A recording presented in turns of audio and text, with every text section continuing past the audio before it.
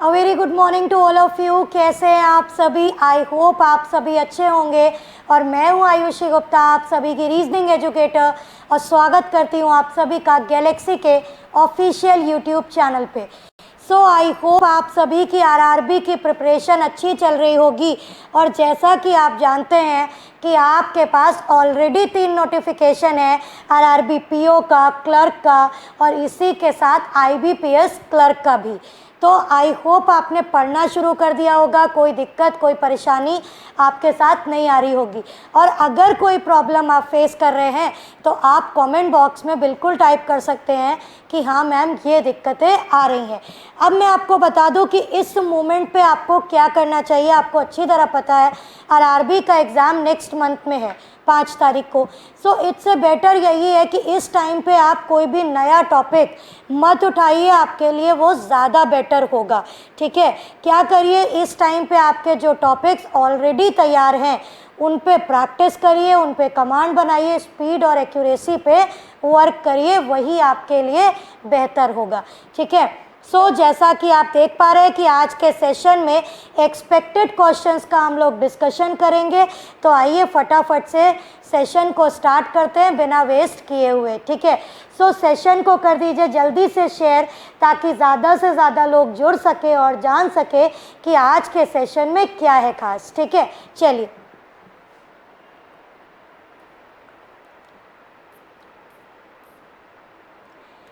चलिए, ये रहा आपका पहला सवाल आपकी स्क्रीन पे, और ये सवाल है आपका इनइक्वालिटी का। चलिए तो फटाफट से इसको बनाते हैं बिना टाइम वेस्ट किए हुए। चलिए, बोला गया A greater M smaller X smaller V. ठीक है, आप चाहें तो इसको ओरल कर लीजिए और आप चाहें तो इसको बना के कर लीजिए। इनिशिएट मतलब इनिशियल स्टेज पर जब आप होते हैं तो इसको आप बना के ही करिए। ठीक है, ताकि आपको गलत होने के आपके चांसेस कम हो जाए। ठीक, m is equal to L हो गया, l ग्रेटर इक्वल d हो गया, और d ग्रेटर s हो गया। बनाने को तो आप इसको ओरल भी बना सकते हैं। अब देखिए a का s से, तो जब आप a से s जाओगे तो ग्रेटर है, ग्रेटर इक्वल है और इक्वल है। प्रायोरिटी किसकी हो जाएगी? ग्रेटर की, और लगा भी ग्रेटर, पहला हो गया सही। सिमिलरली ए का वी से, जब आप ए से वी जाओगे तो साइन कैसे हो रहे हैं? ऑपोजिट हो रहे हैं, और साइन के ऑपोजिट होने की वजह से ये क्या हो जाएगा? गलत हो जाएगा। तो पहला सही दूसरा गलत, so the right answer is what? Option number A, that is only conclusion first is true. I hope आपको पहला क्वेश्चन समझ आ गया होगा। चलिए मूव करते हैं नेक्स्ट क्वेश्चन की तरफ।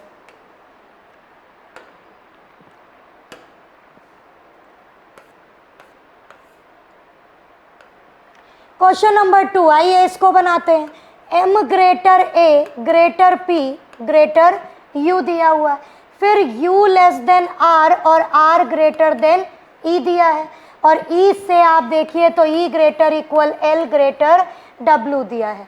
ठीक है, अब आप ध्यान दीजिएगा, जब आप m से l जाएंगे तो साइन ऑपोजिट हो चुके हैं यहीं पे, तो m और l के बीच 3 साइन की रिक्वायरमेंट होगी, जबकि यहाँ एक ही लगा है। पहला हो गया गलत।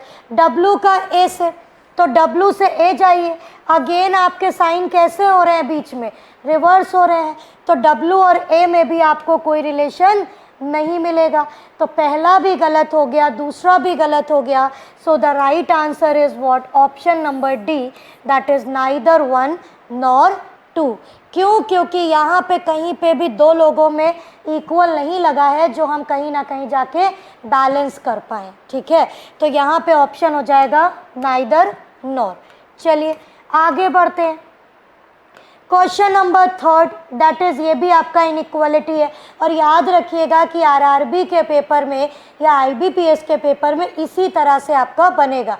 इनइक्वालिटी है, सिलॉगिज्म है, डायरेक्शन है, ब्लड रिलेशन है, और पजल्स है, और साथ ही साथ अल्फा न्यूमरिक और कोडिंग डिकोडिंग है। तो मिसक्लेनियस टॉपिक भी होंगे और आपका पजल और सिटिंग भी होगा। ठीक, चलिए अब इसको बनाते हैं। Q greater equal W, W greater X greater Z, फिर आएगा Z लेस देन E और E ग्रेटर C। ठीक, अब ध्यान दीजिएगा, C से Q की तरफ जब आप जा रहे होंगे यहाँ से, तो सी से क्यू की तरफ जाने की वजह से साइन क्या हो रहे हैं, ऑलरेडी ऑपोजिट हो रहे हैं। कैसे, क्योंकि ई और जेड और सी के बीच साइन ऑपोजिट है, तो सी से क्यू के बीच भी साइन ऑपोजिट होंगे। ठीक, पहला हो गया गलत। ई का डब्लू से देखिए, तो ई और डब्लू के बीच भी साइन कैसे हो गए, ऑपोजिट हो गए, तो दूसरा भी हो गया गलत, पहला भी गलत, दूसरा भी गलत। So the right answer is what, option number D, that is neither 1 nor 2। I hope आपको ये तीनों सवाल समझ आ गए होंगे, कोई दिक्कत कोई परेशानी आपको नहीं हुई होगी। अगर कोई समस्या है तो आप कमेंट बॉक्स में टाइप करके बता सकते हैं। ठीक, चलिए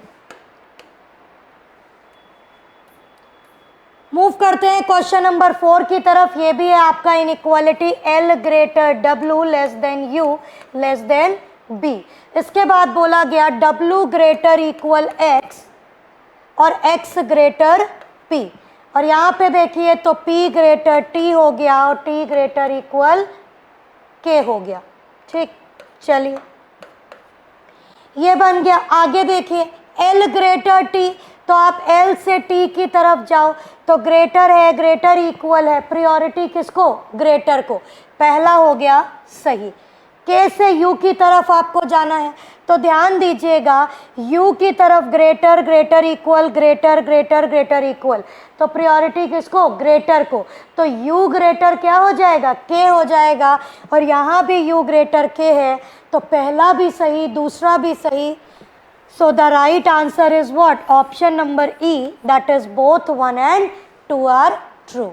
I hope आपको ये चारों सवाल इनइक्वालिटी के क्रिस्टल क्लियर हो गए होंगे, कोई दिक्कत कोई परेशानी आपको नहीं आई होगी। ठीक, चलिए फटाफट से मूव करते हैं नेक्स्ट की तरफ।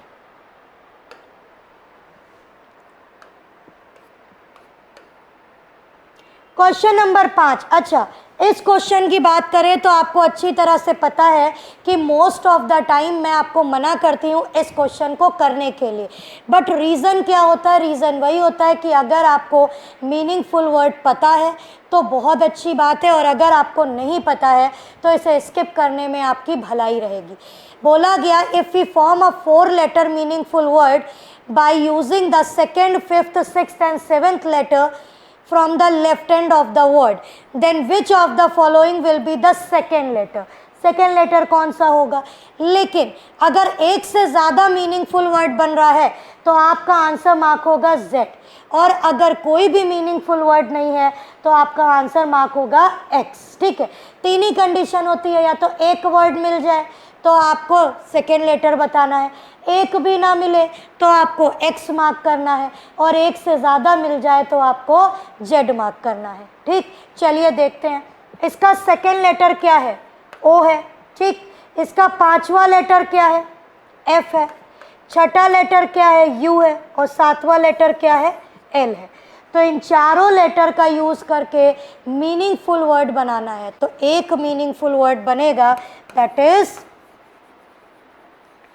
फाउल।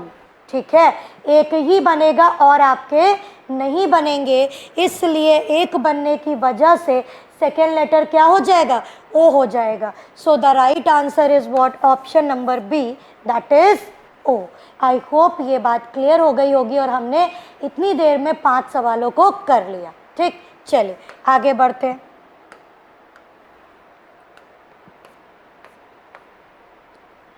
ओके, ये है आपके सामने सर्कुलर सिटिंग अरेंजमेंट का सवाल। क्या बोला गया कि 6 पर्सन है, एक सर्कल में बैठे हैं, सबके सब सेंटर देख रहे हैं।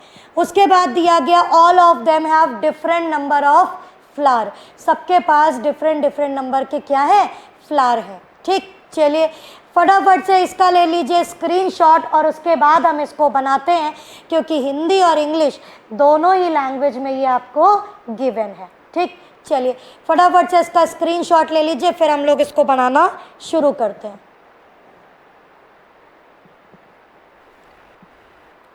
आई होप आपने स्क्रीनशॉट ले लिया होगा। चलिए अब इसको बनाते हैं। देखिए ध्यान दीजिएगा, मैंने आपसे पहले भी कहा है कि जब भी आप कोई पजल या सिटिंग अरेंजमेंट बनाएं, पॉसिबिलिटीज़ को ज़रूर लें। ठीक, चलिए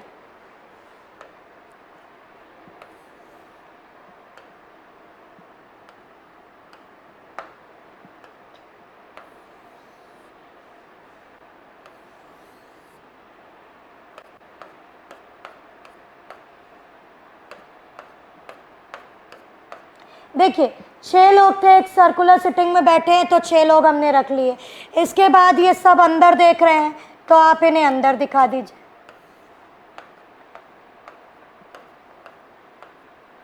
ठीक, कोई दिक्कत नहीं। अब आगे बढ़िए, क्या कहा गया आपसे, 1 person sit between M and R are who have 14 flowers. ठीक है, M और R में एक लोग हैं और R के पास 14 फ्लावर। एक बार M को यहाँ रखिए, R को यहाँ रखिए और इसी के साथ 14 फ्लावर रखिए। ठीक, सिमिलरली एक बार M को यहाँ रखिए, R को यहाँ रखिए और इसके पास 14 फ्लावर रखिए, कोई दिक्कत नहीं। आगे देखिए, 2 person sits between the one who have 29 flower and M। M और 29 के बीच में 2 लोग। M 2 इधर से छोड़ो चाहे 2 इधर से छोड़ो, सामने ही आएगा, तो 29 यहाँ पे हो जाएगा। सिमिलरली यहाँ पे भी 29 यहीं पे आ जाएगा। क्लियर है इतनी बात? आगे बढ़िए, इन्होंने कहा S sits immediate left of A। A के इमीडिएट लेफ्ट पे कौन बैठा है? आपका S बैठा है। S who does not sit adjacent to the one who have 29 flower। ठीक है, तो S जो है वो A के इमीडिएट लेफ्ट तो बैठा है, लेकिन वही S 29 के बगल में नहीं आएगा। एक बात बताइए, S आपका यहाँ पे नहीं आएगा, कोई दिक्कत नहीं, A के इमीडिएट लेफ्ट पे आना है। अगर मैं A को यहाँ रख दूँ, ठीक, तो इमीडिएट लेफ्ट पे आपका S आ जाएगा, कोई दिक्कत नहीं है ना। और A जो है वो आपका, अच्छा A जो है वो आपका 29 के पास नहीं बैठेगा, तब तो ये कट जाएगा। देखिए कैसे, ध्यान दीजिएगा, A यहाँ पे आएगा नहीं और A 29 भी होगा नहीं। अच्छा, अब आपका A यहाँ नहीं आ सकता है, A यहाँ नहीं आ सकता। अब अगर आप A को यहाँ रखेंगे तो S नहीं आएगा, A को यहाँ रखेंगे तो S नहीं आएगा और ये आपका कैंसिल हो जाएगा। ठीक, अब यहाँ पे देखिए A 29 होगा नहीं, A यहाँ पे आएगा नहीं, तो आखिर आप A को कहाँ रखो? तो आप A को यहाँ रखो। ठीक, और इसके इमीडिएट लेफ्ट पे आप किसको रख दो? S को रख दो, कोई दिक्कत नहीं, बहुत आसानी से बन गया। आगे पढ़ते हैं, S have more flower than M and the difference between the number of flower of both of them is 15। ठीक है, S के पास M से ज़्यादा फूल है और जो इन दोनों के बीच का अंतर है फूलों का वो 15 है। तो एक बात बताइए, अगर हम S को 51 मान लें, ठीक है, और हम M को 36 मान लें, तो क्या 15 आएगा? तो यहाँ आएगा 5, यहाँ 4 में से 3 जाएगा 1, कितना आ जाएगा? आ जाएगा 15। तो S की वैल्यू हमने मानी 51, M को माना हमने 36। क्लियर है इतनी बात? कोई दिक्कत नहीं। आगे पढ़िए, O neither have 29 nor have 43। अच्छा, O 29 होगा नहीं, O को यहाँ रख दो। H एक पर्सन है, H को यहाँ रख दो, है ना। O के पास 43 फ्लावर नहीं है, तो A के पास 43 फ्लावर रख दो, बोलो हाँ कि ना। ठीक, और 47 किसको दे दो? O को दे दो, और इसी के साथ ये आपका क्या हो गया? कंप्लीट हो गया। आई होप आपको ये समझ में आ गया होगा और सर्कुलर सिटिंग में कोई दिक्कत नहीं होगी। ये तो क्लर्क लेवल का सिटिंग अरेंजमेंट है, पीओ में ऐसा आपको देखने को नहीं मिलेगा, इससे बेहतरीन लेवल आपको देखने को मिलेगा। ठीक, चलिए आगे बढ़ते हैं फटाफट से। Question number 6, Who among the following have 29 flower? 29 flower किसके पास थे? तो 29 आपके H के पास थे। So the right answer is what? Option number B. I hope आपको मेरी ये बात क्लियर हो गई होगी। ठीक, चलिए आगे बढ़ते हैं।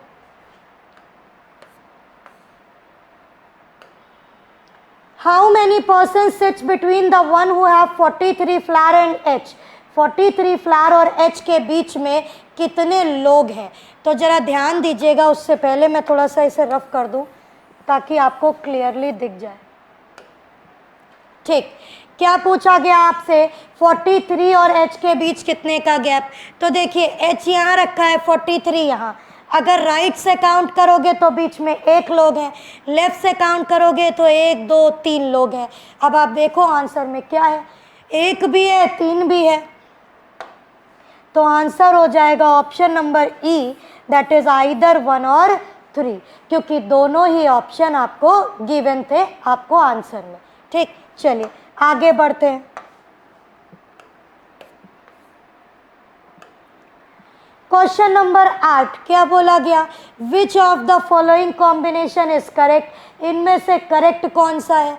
तो s की वैल्यू 36 पहला तो करेक्ट नहीं है, दूसरा A47 ये भी करेक्ट नहीं है, H29 देख लो ये करेक्ट है क्योंकि M43 नहीं M36 है। ठीक है, तो H29 is the correct answer, so the right answer is option number C. I hope आपको मेरी ये बात समझ आ गई होगी। ठीक, चलो आगे बढ़ते हैं।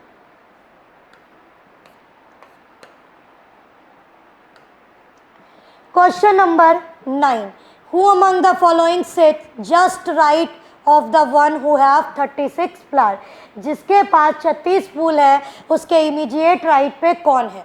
तो देखिए 36 है M के पास और M के इमीडिएट राइट पे कौन है, O है, so the right answer is what, option number A. I hope आपको मेरी ये बात समझ आ गई होगी। चलिए आगे बढ़ते हैं।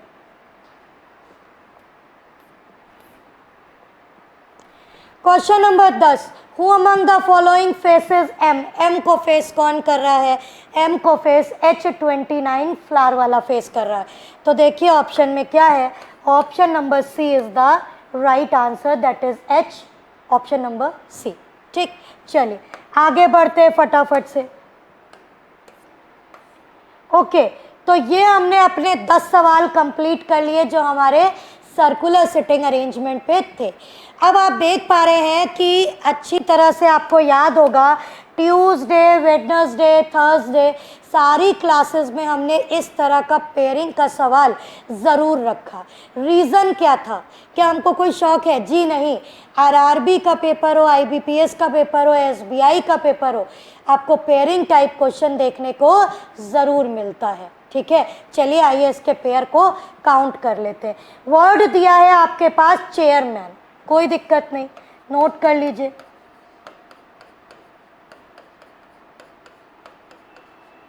ठीक, इसको क्या करना है, आपको नंबरिंग करनी है। C हो जाएगा 3, H हो जाएगा 8, A हो जाएगा 1, I 9, R 18, M 13, A 1 और N 14। कोई दिक्कत नहीं, आइए पेयर गिनते हैं। 3 के बाद 4 5 6 7 8 9 10, कोई पेयर नहीं। 8 के बाद 9 10 11 12 13 14, एक पेयर ये मिला 8 से 14। ठीक, फिर देखिए 1 के बाद 2 3 4 5 6, कोई पेयर नहीं। 9 के बाद 10 11 12 13, कोई पेयर नहीं। 18 के बाद 19 20 21, 13 के बाद 14 15 और 1 के बाद 2, कोई पेयर नहीं। फॉरवर्ड से कितने पेयर मिले? 1, बैकवर्ड से गिन लो। 14 के बाद 15 16 17 18 19 20 21, 1 के बाद 2 3 4 5 6 7, कोई पेयर नहीं। एक पेयर आपको ये दिख रहा है 1 के बाद 2 और 3। ठीक है, तो बैकवर्ड से भी कितने मिल गए? 1, तो टोटल पेयर कितने हो गए? 2 हो गए। So the right answer is what, option number B. I hope आपको मेरी ये बात समझ में आ गई होगी। ठीक, चलो आगे बढ़ते हैं।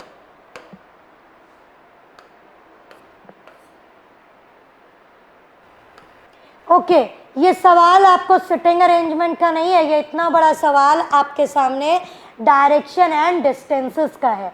फटाफट से इसका स्क्रीनशॉट ले लीजिए और फिर हम इसको बनाना शुरू करते हैं। चलिए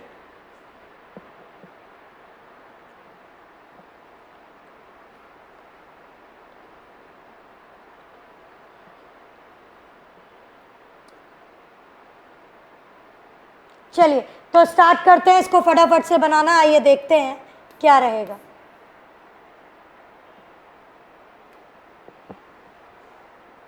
क्वेश्चन थोड़ा बड़ा है, आराम से बनाएंगे। ठीक है, क्या बोला गया?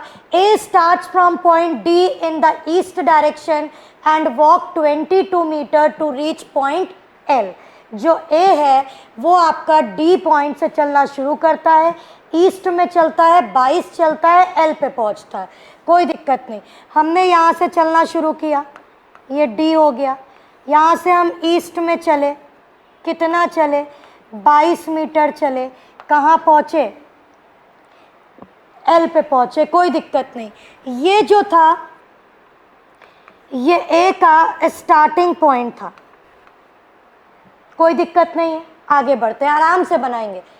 फिर इसने कहा कि इन्होंने लेफ्ट लिया और 10 मीटर चल के के पे पहुँचे, ले लो लेफ्ट। अगर आप लेफ्ट लोगे तो ऊपर जाओगे, ठीक है, और के पे पहुँचोगे, और कितने मीटर जाओगे, 10 मीटर जाओगे, कोई दिक्कत नहीं, आगे बढ़ते हैं।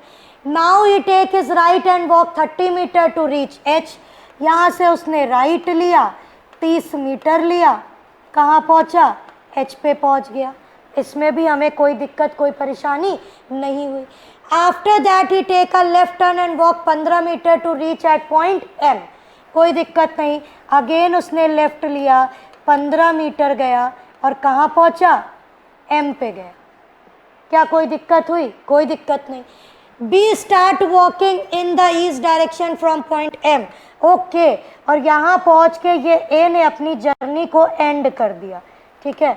तो आइए यहाँ पे कुछ मार्क कर देते हैं कि ये पॉइंट क्या होगा, ए का एंडिंग पॉइंट होगा, मतलब ईपी होगा, कोई दिक्कत नहीं, ठीक। फिर यहाँ से बी ने चलना शुरू किया, ईस्ट में चलाओ, कोई दिक्कत नहीं है, थोड़ा बड़ा है, ध्यान दीजिएगा, ठीक। ईस्ट में चला, कितना गया, 45 मीटर गया और ई पे पहुंचा, ठीक है।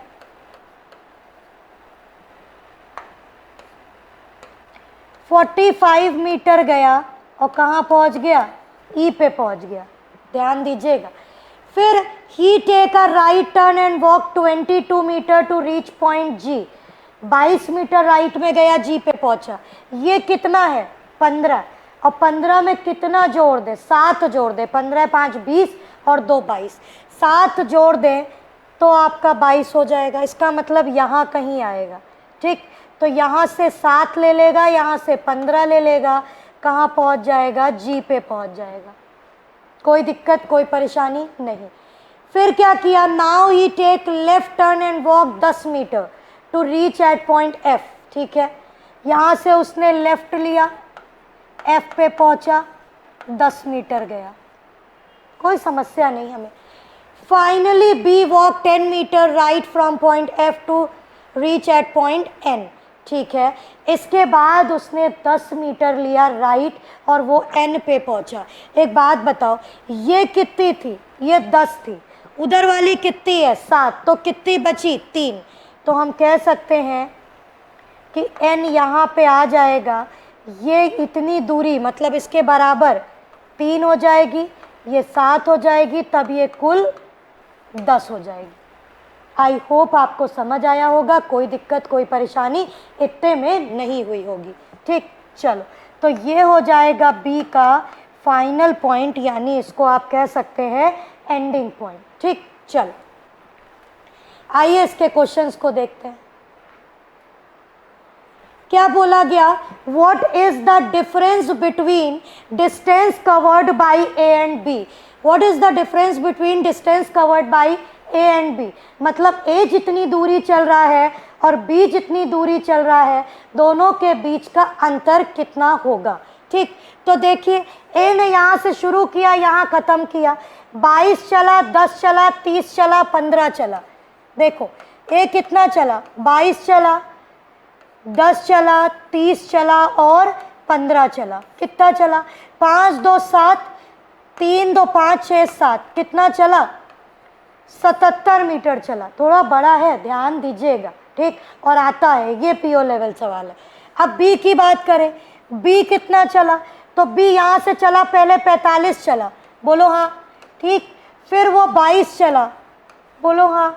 फिर वो 10 चला, फिर वो 10 चला, मतलब वो 20 चला, है ना। तो 5 6 7 चला, 4 2 6, 6 2 8, कितना चला, 87 चला। अब आपको डिफरेंस बताना था, ये चला 77, ये चला 87 और डिफरेंस दोनों के बीच का कितना हो गया? 10 हो गया। So the right answer is what? Option number C. I hope आपको मेरी ये बात समझ में आ रही होगी। ठीक, चलो आगे बढ़ जाते हैं। कोई दिक्कत, कोई समस्या इतने में आई हो तो आप कमेंट बॉक्स में टाइप करके हमें बता सकते हैं। ठीक है, चलिए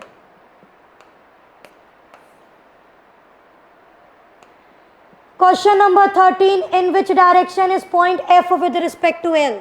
थोड़ा सा नीचे करते हैं, आपको दिख जाए। In which direction is point F with respect to L.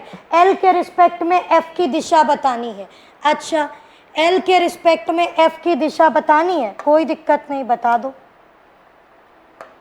अच्छा ध्यान दीजिएगा, एल आपका यहाँ है और एफ अभी भी इसके बराबर नहीं था, इससे कहीं ऊपर था, तो आंसर क्या हो जाएगा?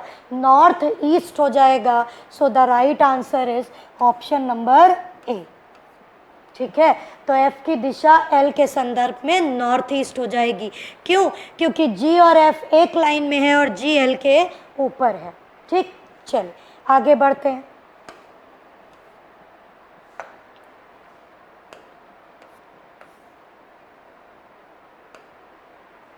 आइए इसको देख लेते हैं। अब ये थोड़ा हाइड हो रहा है आपका, कोई दिक्कत नहीं है। If point X is 7 metre south of point D, अगर एक्स जो है वो डी के साउथ में 7 मीटर हो जाए, कोई दिक्कत नहीं है, यहाँ रख लो, ये डी के साउथ में 7 मीटर, ठीक है, कौन? पॉइंट एक्स हो जाए। ठीक, और वहां पे देखिए एफ के साउथ में एन है 10 मीटर पे, लेकिन एल के बराबर वो कितने पे है? 3 मीटर पे है। तो नीचे की जो दूरी होगी डी से वो कितनी होगी? वो आपकी 7 होगी।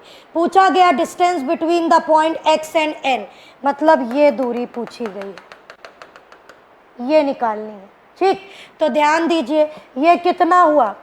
22 हुआ। ये कितना हुआ? 30 हुआ। ये कितना हुआ? 45 हुआ। कोई दिक्कत नहीं। फिर ये कितना हुआ? 10 हुआ। जोड़ दो सबको, 5 6 7 हुआ, 4 3 7 2 9 और 1 10 हुआ, मतलब 107 इसका आंसर हुआ। किस ऑप्शन में दिख रहा है? ऑप्शन नंबर डी में दिख रहा है। तो D is the correct answer of this particular question.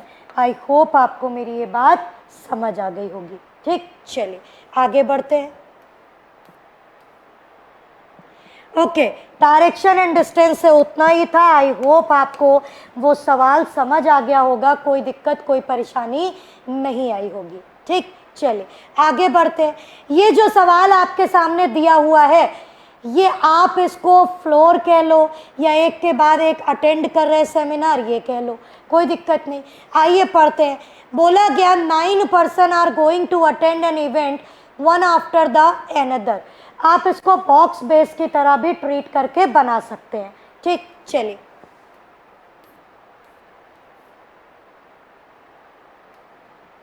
आइए पढ़ते जाएंगे, बनाते जाएंगे, ये बन जाएगा। ठीक, क्या कहा गया? 9 person are going to attend an event one after another, at most 2 person attend event before G. ज्यादा से ज्यादा जी के पहले कितने? 2। ठीक, अच्छा अब ध्यान देना, 1 2 3 4 5 6 7 8 9, हमने 9 लोग बनाए। 1 2 3 4 5 6 7 8 9 यहाँ भी बनाए और 3 पॉसिबिलिटी हमने बना ली। रीजन, जी के पहले ज्यादा से ज्यादा 2, ठीक है, 1 2, कोई दिक्कत नहीं। कम से कम 1 भी हो सकता है और कोई ना हो, ऐसा भी तो हो सकता है, कोई दिक्कत नहीं। आगे बढ़िए। 3 person attend event between C and G. 1 2 3 यहाँ आएगा सी, 1 2 3 यहाँ आएगा सी, 1 2 3 यहाँ आएगा सी, कोई दिक्कत नहीं। आगे बढ़ते हैं। 2 person attend between C and B. C और बी में 2 लोग, बी और के में 1 लोग, और जो के है वो बी के बाद आएगा। अच्छा देखो, सी और बी में 2 लोग, यहाँ रखो बी, बी और के में 1 लोग, और के जो है वो बी के बाद आएगा, यहाँ रख दो, ठीक। अच्छा सी, 2 छोड़ के बी, लेकिन फिर के नहीं आ पाएगा, 2 छोड़ के बी, बी के बाद के, कोई दिक्कत नहीं है ना।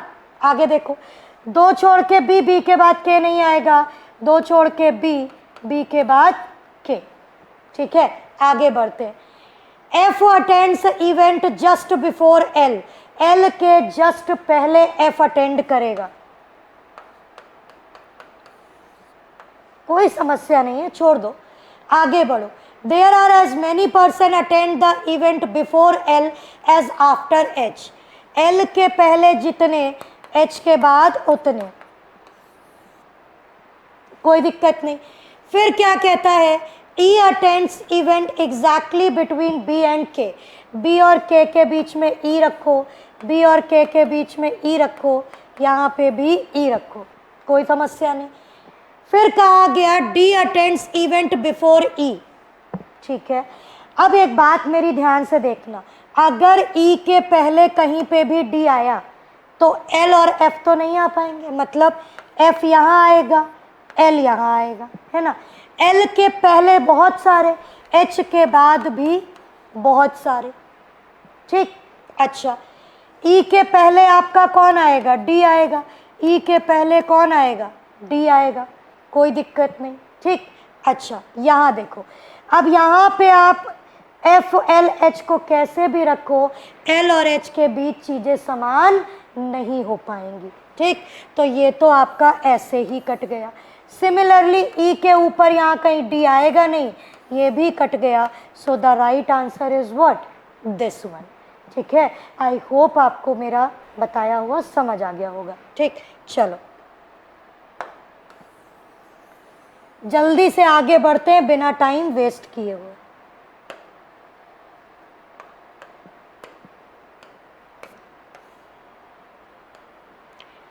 Question number 15, how many person attends event after के बाद कितने लोग इवेंट अटेंड कर रहे हैं, 1 2 3। So the right answer is what, option number B, that is 3। I hope आपको ये सवाल समझ आया होगा। चलिए आगे बढ़ते हैं जल्दी से।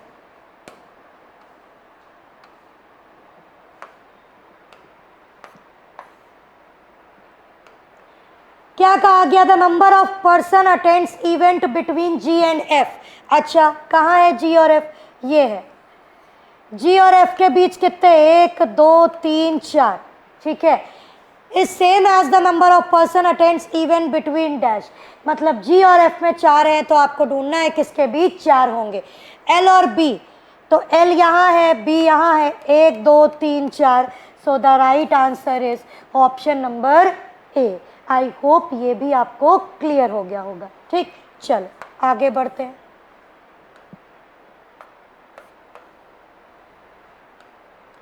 Question number 17, how many person attends event between D and the one who attend just before के, डी और के जस्ट पहले कितने, ठीक है। डी कहाँ है, डी यहाँ है, ठीक है, कोई दिक्कत नहीं। के जस्ट पहले कौन है, ई है, और इन दोनों के बीच कितने हैं, 2 है। So the right answer is what, option number E, that is none of these, क्योंकि ऑप्शन में 2 नहीं गिवन है, ठीक। चलो come to the next question number 18, the number of person attends event between K and G. अच्छा K और जी के बीच कितने हैं, कितने हैं, 2 हैं, ठीक है। और ये 2 हाफ है, the number of person attends the event after dash, मतलब 1 2 3 4, ई के बाद कितने हैं, 4 हैं, ठीक है। तो के और जी के बीच उनके आधे होंगे। फिर देखिए 1 2 3 4, ई के बाद कितने, 4, और के और जी के बीच कितने, 2। तो वही उन्होंने कहा है कि किसके बाद में जितने होंगे वो इन दोनों के बीच का आधा हो जाए, ठीक है। चलो so answer will be what, option number B, that is E. I hope आपको मेरी ये बात समझ आई होगी। आगे बढ़ते हैं। ओके, सवाल है आपका ब्लड रिलेशन का, फटाफट से बनाएंगे, लेकिन उससे पहले आप ले लीजिए इसका स्क्रीनशॉट और let me know in the comment box क्या रहेगा इसका आंसर। चलिए फटाफट से बनाइए।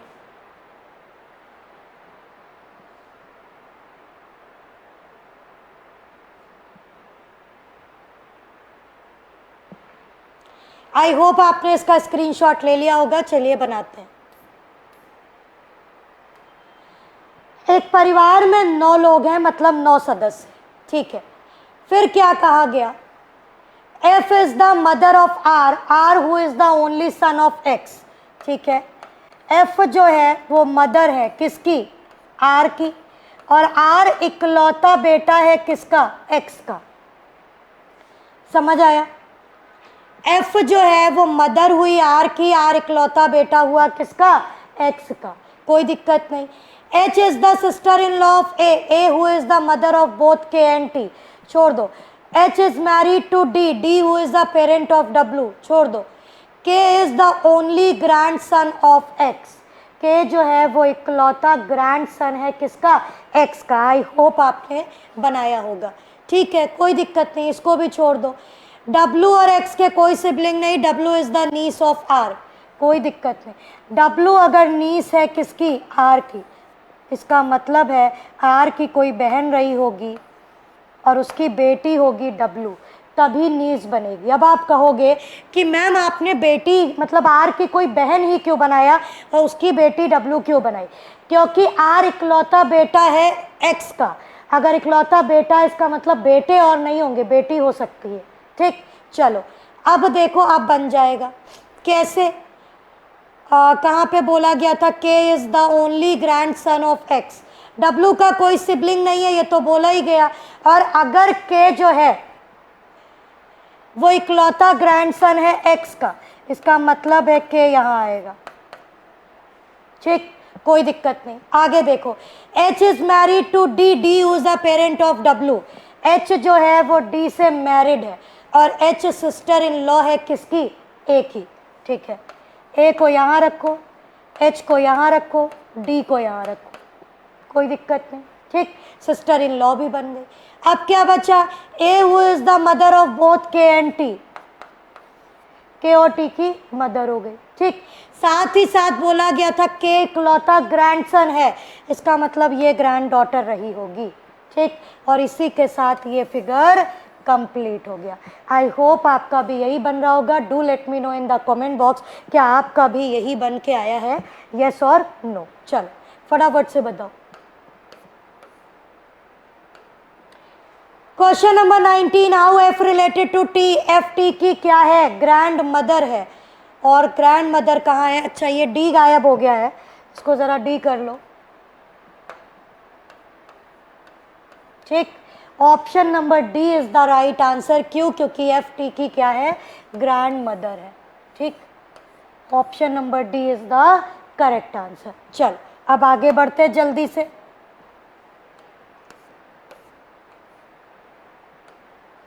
Question number 20, who is the mother in law of D, D की सास कौन, तो डी की सास हो गई F, so the right answer is option number B. I hope ये भी आपको क्लियर हो गया होगा, ठीक। चलो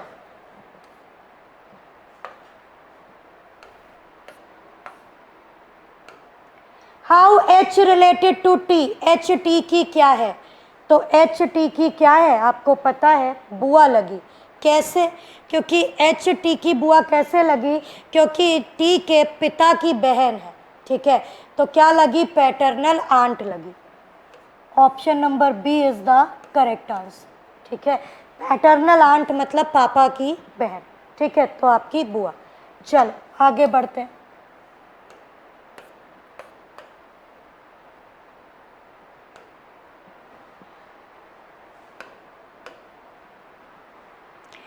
फटाफट से इसका स्क्रीनशॉट लीजिए और ज़रा इसको बनाइए और do let me know in the comment box कि क्या रहेगा इस पर्टिकुलर क्वेश्चन का राइट आंसर। चलिए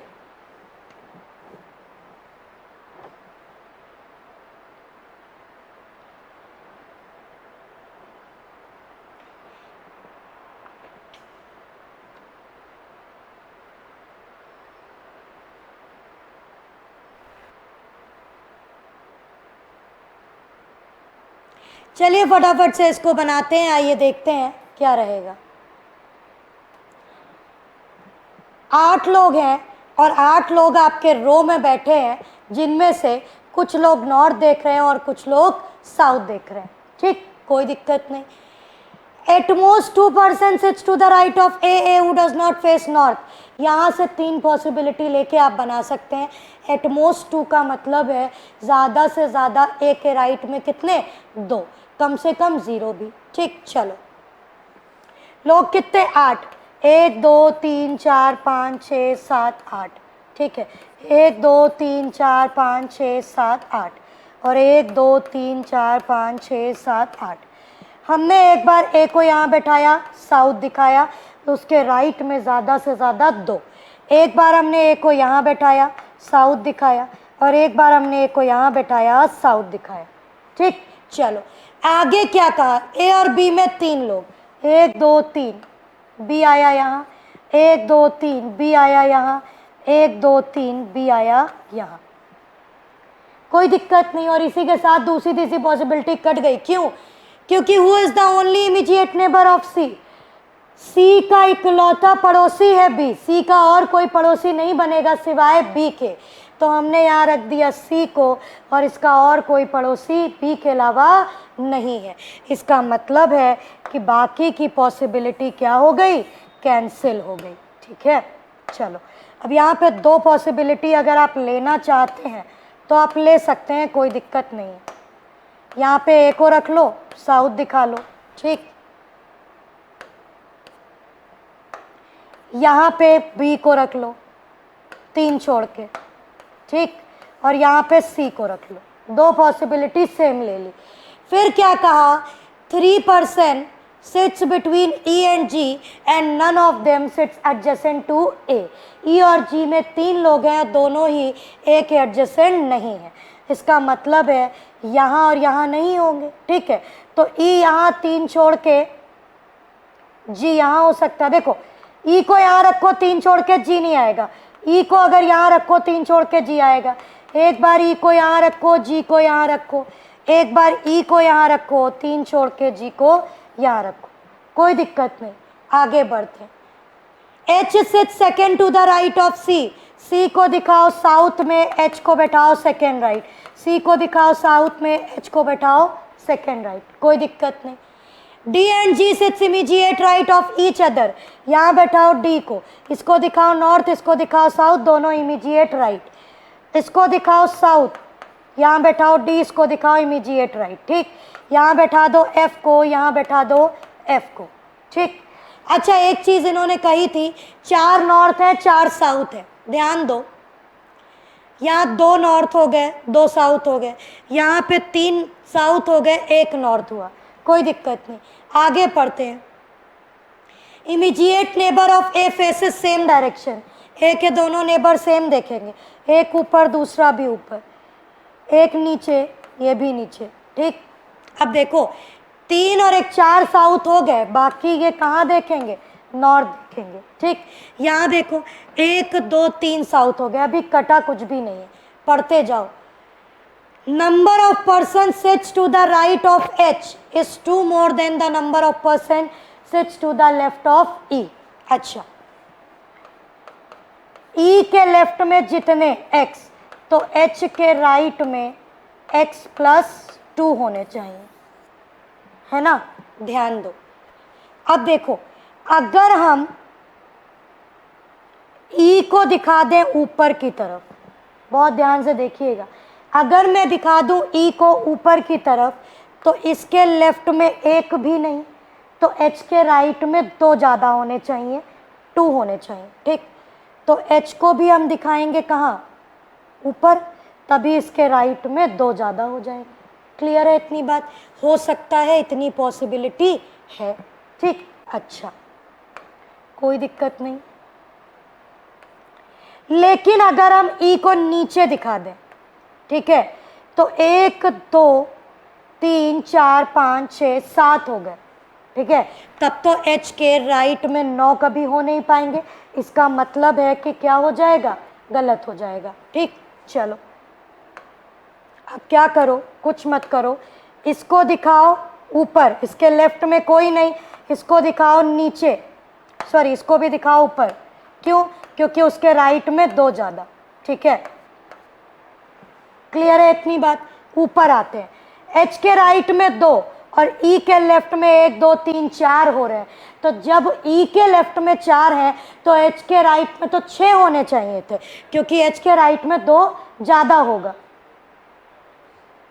एच के राइट में 2 ज़्यादा होगा, इसका मतलब है ये कट जाएगा और ये बन जाएगा। अब ध्यान दो, 1 ऊपर 2 ऊपर 3 ऊपर 4 ऊपर, 4 ऊपर हो गए, इसको दिखाओ नीचे और यही आपका करेक्ट होगा। ठीक, चलिए, आई होप आपको मेरी ये बात समझ आ गई होगी और क्लियर हो गया होगा। ठीक, चलो आगे बढ़ते हैं।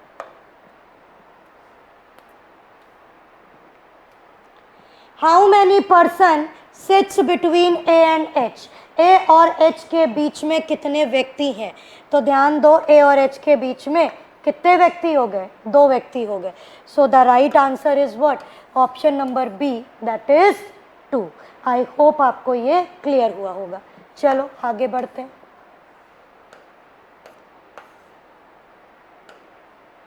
What is the position of F with respect to D? ठीक है, डी के रिस्पेक्ट में एफ की पोजीशन, तो डी के रिस्पेक्ट में एफ की पोजीशन सेकेंड लेफ्ट होगी। So the right answer is option number D, that is second to the left. I hope ये भी आपको क्लियर हो गया होगा। ठीक, चलो आगे बढ़ते हैं। Who among the following sits third to the left of G? G के थर्ड लेफ्ट पे कौन आएगा? तो देखो G देख रहा है नीचे, थर्ड लेफ्ट पे आएगा C। So the right answer is option number A, that is C। I hope आपको मेरी ये बात भी क्लियर हो गई होगी। चल आगे बढ़ते। 25 which of the following pair is adjacent to each other? G और B नहीं, F और G नहीं, F और A ये दोनों एडजेसेंट हैं। So the right answer is what? Option number C. I hope आपको ये भी क्लियर हो गया होगा। चल आगे बढ़ते हैं। 4 of the following 5 are alike in a certain way and thus form a group, then who among the following does not belong to that group? कौन उस ग्रुप से बिलोंग नहीं करेगा? देखो, F ऊपर, E ऊपर, D ऊपर, H ऊपर, C केवल नीचे है। So the right answer is option number B, that is C। I hope ये भी आपको क्लियर हो गया होगा। ठीक, चलो आगे बढ़ते हैं। क्वेश्चन नंबर 27 फटाफट से बना लेते हैं इसको भी। सम हीरो आर फिल्म, कुछ हीरो क्या हो गए? फिल्म हो गए। सम फिल्म आर स्टार, ठीक है। All star are actor,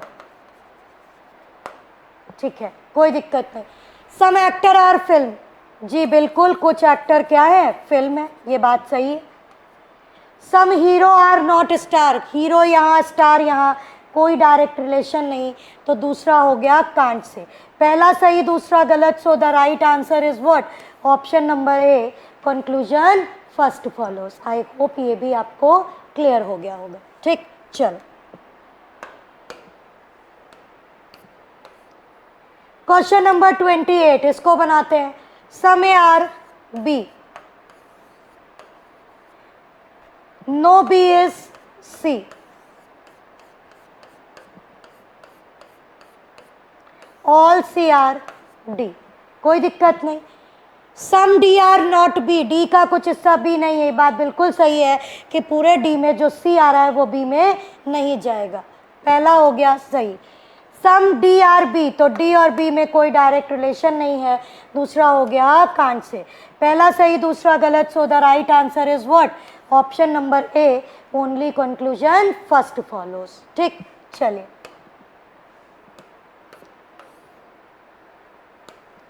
question number 29, all book are pen, some pen are eraser, all eraser are pencil, some book are pencil, book और pencil कोई डायरेक्ट रिलेशन नहीं, situation हो गई can't say.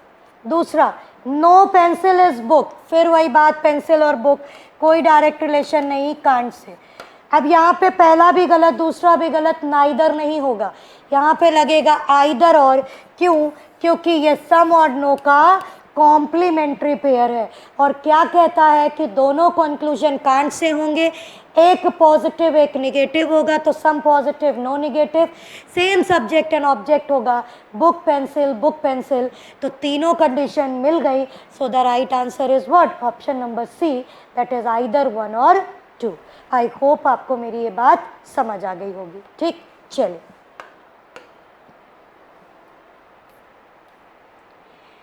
Find the odd one out. इसमें आपको odd one out check करना है, कोई दिक्कत नहीं, चेक कर लो।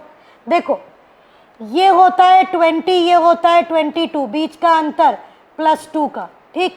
ये होता है 11, ये होता है 13, बीच का अंतर +2 का। ये 18, ये 20, बीच का अंतर +2 का। ये 2, ये 4, बीच का अंतर +2 का। लेकिन ये 7 और ये 8, बीच का अंतर +1 का, ठीक है। तो बाकी सब में +2 हो रहा था, ऑप्शन नंबर डी में +1 हो रहा है। So the right answer is what? Option number D. I hope आपको मेरी ये बात समझ में आ गई होगी, कोई दिक्कत कोई परेशानी नहीं आई होगी। ठीक, चलिए। सो ये रहे आपके 30 क्वेश्चन। इसके बाद एक ये है, इसका ले लीजिए स्क्रीनशॉट, इसको घर पे बनाइएगा और कमेंट बॉक्स में बताइएगा कि क्या रहा इस पर्टिकुलर क्वेश्चन का राइट आंसर। आई होप आपको 30 के 30 क्वेश्चन समझ में आए होंगे, कैसे बनाया जाएगा, कहाँ पे क्या डाउट हो सकता था, सब आपको क्लियर हो गया होगा। अगर कहीं कोई समस्या हो तो कमेंट बॉक्स में टाइप करके ज़रूर बताएं। तब तक के लिए हम लोग कल फिर मिलेंगे, तब तक के लिए पढ़ते रहिए, खुश रहिए, bye bye, take care, thank you so much.